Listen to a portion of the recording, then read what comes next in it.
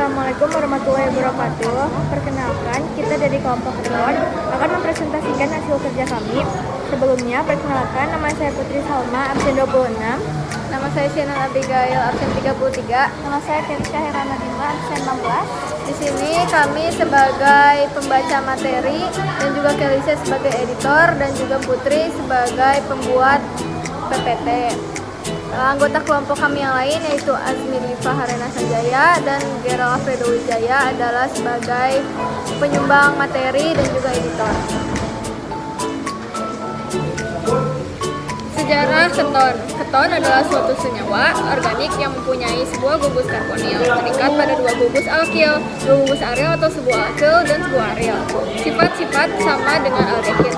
Keton adalah suatu senyawa organik yang mempunyai sebuah gugus karbonil terikat pada dua gugus alkil atau sebuah alkil. Keton juga dapat dikatakan senyawa organik yang karbon-karbonilnya dihubungkan dengan dua karbon lainnya. Keton tidak mengandung atom hidrogen yang terikat pada gugus karbonil. Berikutnya ada tata nama. Okso adalah tata nama IUPAC resmi untuk gugus fungsi keton. Penamaan senyawa-senyawa alkanon atau keton juga ada dua cara, yaitu yang pertama menurut IUPAC mengikuti nama alkananya dengan mengganti akhiran ana dalam alkana menjadi anom dalam alkanon. Yang kedua dengan cara trivial, yaitu dengan menyebutkan nama kedua gugus alkilnya. Untuk selanjutnya ada struktur keton yang bisa dilihat sendiri di sini. Lalu selanjutnya ada contoh keton. Yang pertama ada aseton, digunakan sebagai pelarut. Yang kedua ada oksaloasetat, salah satu senyawa pada proses metabolisme glukosa. Yang ketiga ada asetilaseton dalam bentuk mono. Enol ditandai dengan warna biru. Yang keempat ada sikloheksanona, terkandung pada nilon. Yang terakhir ada muskon dan tetrasilin, sebuah antibiotik. Selanjutnya ada kegunaan keton. Senyawa alkanon yang paling banyak digunakan dalam kehidupan sehari-hari adalah aseton. Aseton banyak digunakan sebagai yang pertama, pelarut senyawa karbon misalnya sebagai pembersih cat kuku.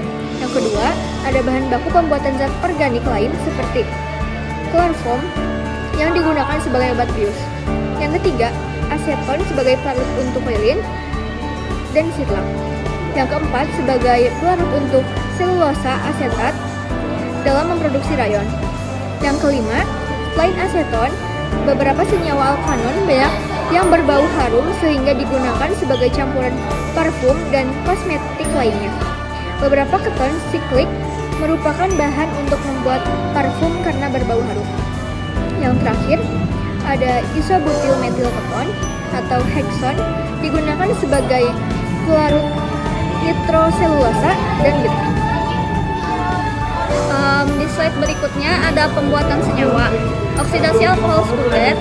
Yang pertama, untuk mengalirkan uap alkohol di atas tembaga panas.